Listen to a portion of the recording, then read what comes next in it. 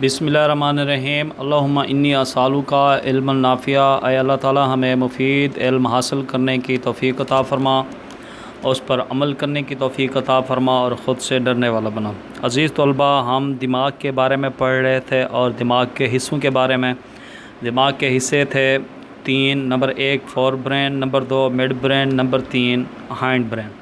तो पिछले लेक्चर में हमने पढ़ा था फोर ब्रेन के बारे में, जो दिमाग का सबसे बड़ा हिस्सा होता है। तो आज हम नंबर दूसरा हिस्सा और तीसरे हिस्से के जो है बारे में पढ़ेंगे। तो दूसरा जो हिस्सा है इसे हम कहते हैं मिड ब्रेन। मिड ब्रेन दिमाग का एक छोटा सा हिस्सा है जो सेरिबरम के नीचे मौजूद होता है। ये सेंस आर्गन्स से मालूमात वसूल करता है और इन्हें फोर ब्रेन के मुतल्लिका हिस्से को भेज देता है। सेंस आर्गन पीछे हम पढ़ चुके हैं, आँख, ठीक है ना, हमारे सूंघने की नाक, हाथ वगैरह, जिल्द वगैरह।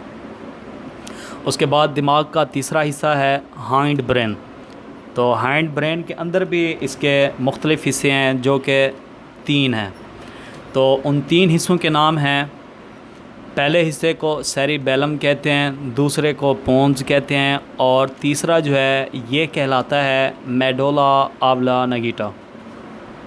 सेरिबेलम के पिछले हिस्से के नीचे पाया जाता है। ये जिस्मानी तवाज़ुन और दुरुस्त हरकत को कंट्रोल करता है। पोन्स मिड ब्रेन के नीचे पाई जाने वाली एक बेज़वी शक्ल की साख्त है।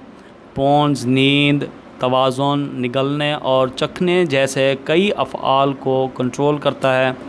मेडुला ऑब्लांगेटा दिमाग के पिछले हिस्सों पर मुश्तमिल होता है जो इसे स्पाइनल कॉर्ड से मुंसलिक करता है।